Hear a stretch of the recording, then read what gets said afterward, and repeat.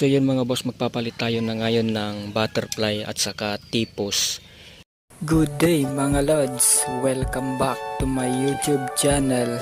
Kung bago ka lang sa aking channel, please subscribe. Pahit na rin ng notification bell para lagi kang update sa aking mga bagong i-upload. Palike na rin ang video kung nagustuhan mo. Share mo na rin para mapanood ng iba.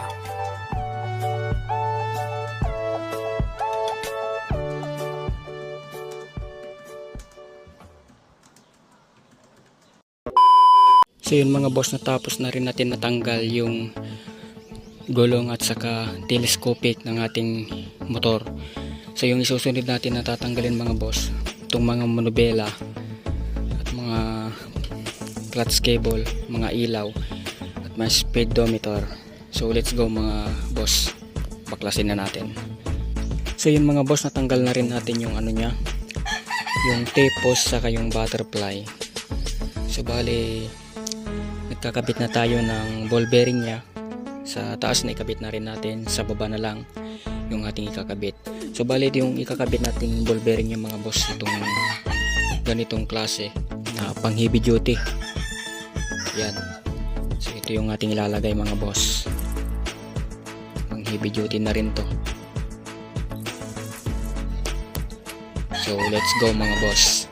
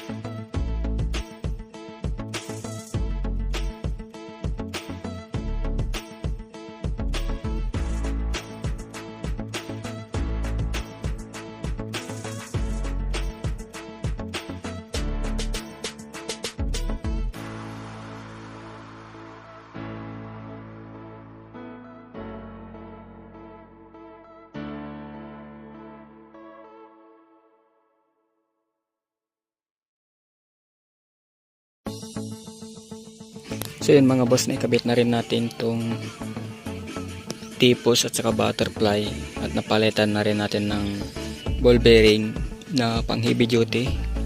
So ito, kinakabit na natin na itong dalawang telescope at ina-align na rin natin itong mga speedometer, mga ilaw at laser.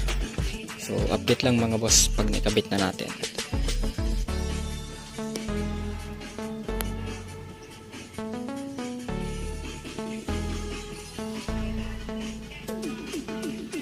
Yun mga boss, natapos na rin natin na ilagay yung tipos at saka butterfly na bago mga boss. So ngayon, satisfied naman mga boss, naikabit naman natin na okay at nasundan naman natin yung paglalagay ng mga butterfly, tipos at mga telescopic. So naiayos pa natin ng maayos itong pagsusian.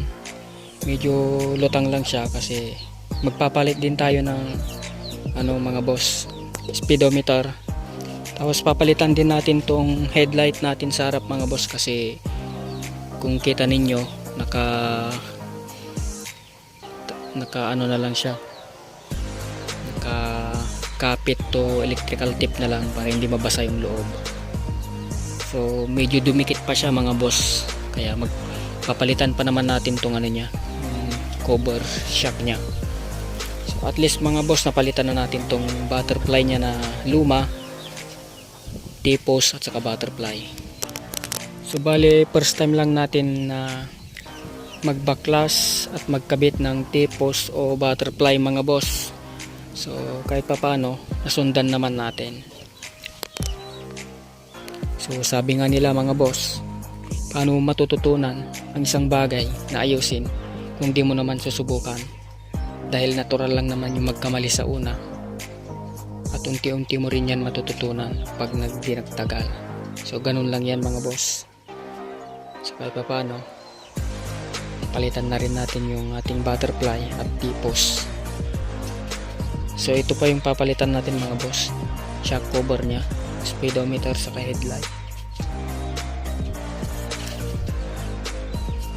So kahit pa paano mga boss, na unti-unti na rin natin na ibabalik sa mga stock itong ating service na Motor Star.